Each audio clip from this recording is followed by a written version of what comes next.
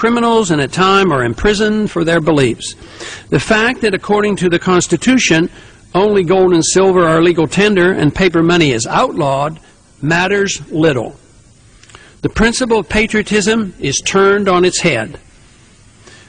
Whether it's with regard to the defense of welfare spending at home, confiscatory income tax, or an immoral monetary system, or support for a war fought under false pretense without a legal declaration, the defenders of liberty and the Constitution are portrayed as unpatriotic, while those who support these programs are seen as the patriots.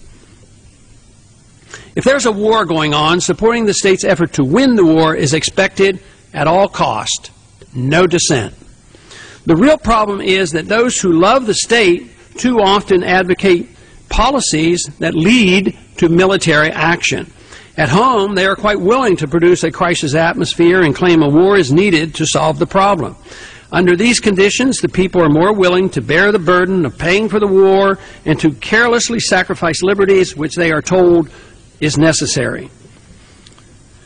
The last 6 years have been quite beneficial to the health of the state, which comes at the expense of personal liberty.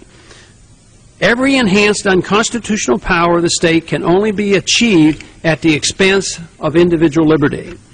Even though every war in which we have been engaged, civil liberties have suffered, some have been restored after the war ended, but never completely.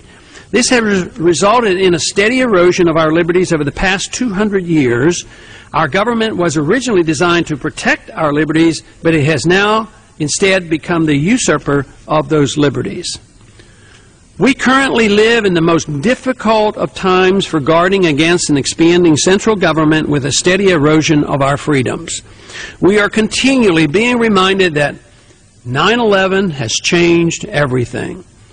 Unfortunately, the policy that needed most to be changed, that is, our policy of foreign interventionism, has only been expanded. There is no pretense any longer that a policy of humility in foreign affairs, without being the world's policeman and engaging in nation building, is worthy of consideration.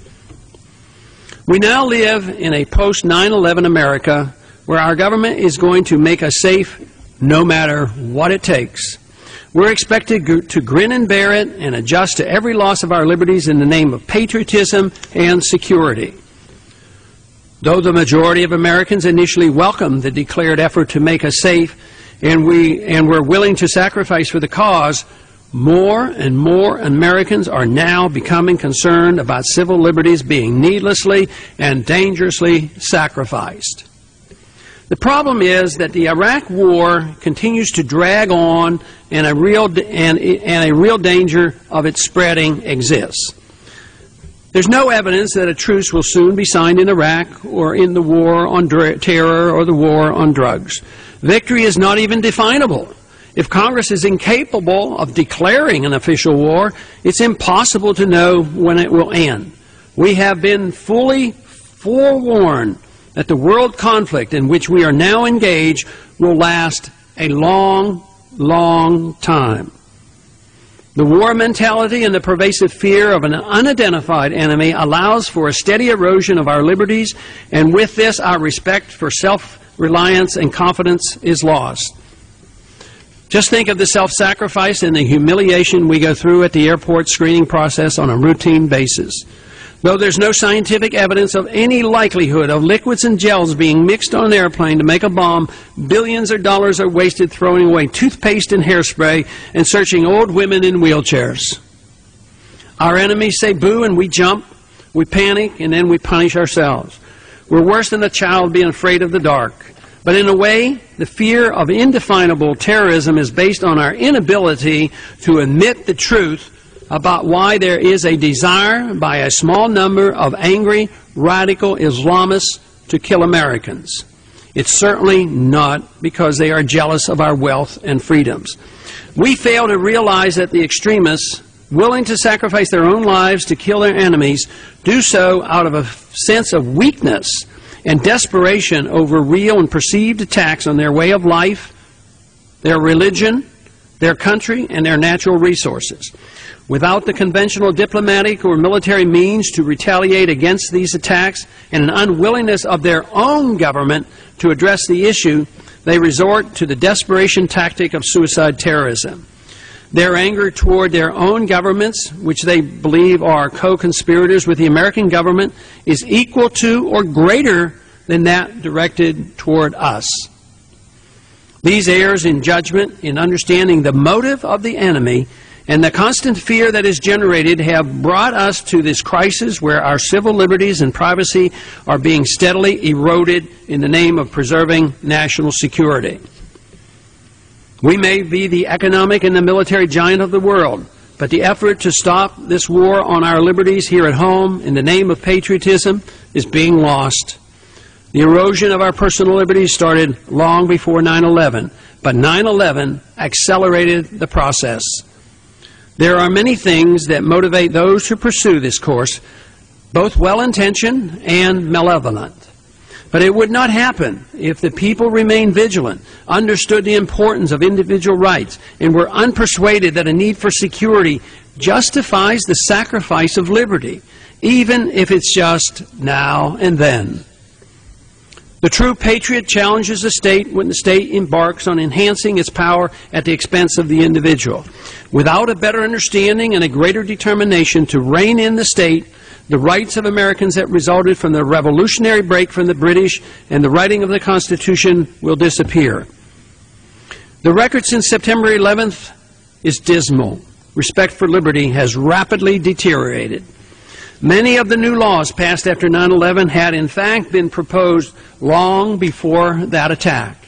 The political atmosphere after that attack simply made it more possible to pass such legislation.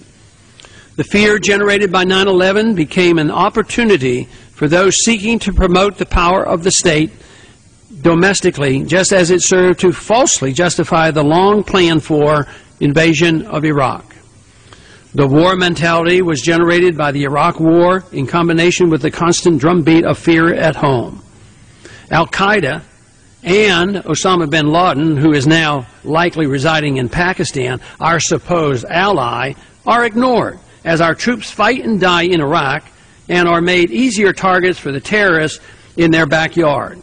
While our leaders constantly use the mess we created to further justify the erosion of our constitutional rights here at home, we forget about our own borders and support the inexorable move toward global government. Hardly a good plan for America. The accelerated attacks on liberty started quickly after 9/11. Within weeks, the Patriot Act was overwhelmingly passed by Congress. Though the final version was unavailable up to a few hours before the vote, no member had sufficient time to read or understand it. Political fear of not doing something, even something harmful, drove the members of Congress to not question the contents and just voted for it. A little less freedom for a little more perceived safety was considered a fair trade-off, and the majority of Americans applauded. The Patriot Act, though, severely eroded the system of checks and balances by giving the government the power to spy on law-abiding citizens without judicial supervision. The several provisions that undermine the liberties of all Americans include sneak and peek searches, a broadened and more vague definition of domestic terrorism, allowing